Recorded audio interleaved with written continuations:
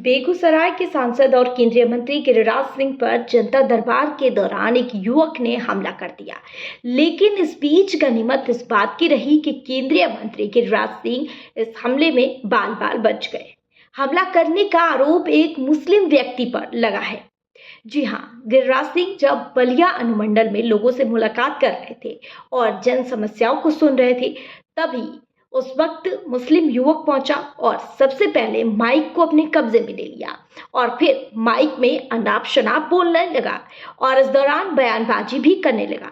इस बात से जब लोगों ने उसका विरोध किया और जब लोगों ने उसे रोकने की कोशिश की, तब आरोपी युवक ने गिरिराज सिंह की ओर मुक्का चला दिया। जी हाँ, हालांकि मौके पर मौजूद सुरक्षा कर्मियों ने उन्हें बचा लिया। केंद्रीय मंत्री ने भी सीधे सीधे आरोप लगाते हुए कहा कि दाढ़ी बढ़ाने से कोई मुल्ला नहीं बन जाता। जात जिस तरह से उक्त मुस्लिम व्यक्ति के द्वारा उन्हें डराने धमकाने का लगातार काम किया जा रहा है, उससे वह डरने वाले नहीं है। अब चलिए आपको बताते हैं कि हालांकि यह वाक्य कैसे हुआ।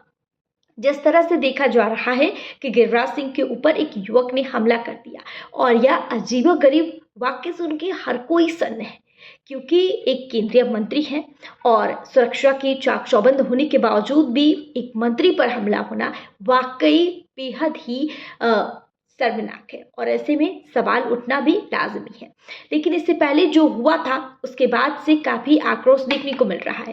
दरअसल मुस्लिम समुदाय को लेकर गिरिराज सिंह ने एक बड़ा बयान दिया था और उसके बाद से लगातार देखा जा रहा है कि एक के बाद एक कई ऐसे वाक्य सामने आ रहे हैं। जो घटनाएं हो रही है उसे देखकर अनुमान लगाया जा सकता है कि किस तरह से इन लोगों में बौखलाहट है और ऐसे में गिरिराज सिंह ने साफ तौर पर कह दिया है कि उन्हें किसी का भी डर नहीं है और वो किसी से भी डरने वाले नहीं है। और ऐसे में आपका क्या कहना है सुरक्षा को लेकर और प्रशासन की चुप को लेकर? क्या कुछ कहना है आपका? कमेंट सेक्शन में कमेंट करके जरूर बताइएगा। देखिए, जनता दरबार यानी सारे अधिकारी जनता के साथ जनता की समस्याओं को सुन करके चलने लगे।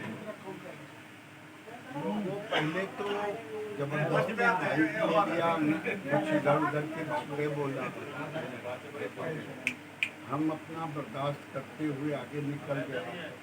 फिर लगा कि अब मेरे ऊपर हमला करेगा, ऐसा व्यवहार किया, लगा कि और फिर मुर्दाबाद का नारा लगाने लगा।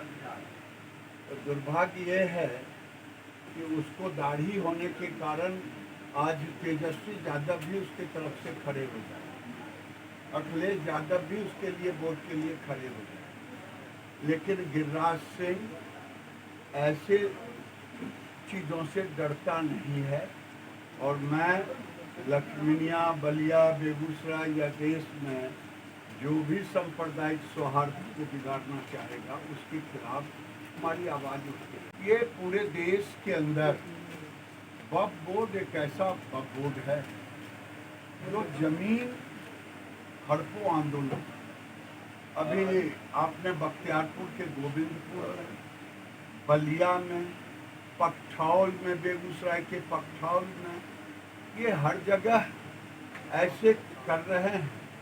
इसीलिए ये कांग्रेस पार्टी अगर नहीं, उनको वक्फ बोर्ड का दर्जा संवैधानिक नहीं है और वो जिस जमीन पे चाहता उस जमीन पे केस कर देता और लोगों को ये कह देता मेरे साथ मारपीट किए, कानूनी दर्जा लगाने की कोशिश। तभी मेरे सवेरे वो पकठौल पड़ता है तेघरा थाना में, पकठौल के लोगों को नोटिस दे दिया कि हमारा घर है।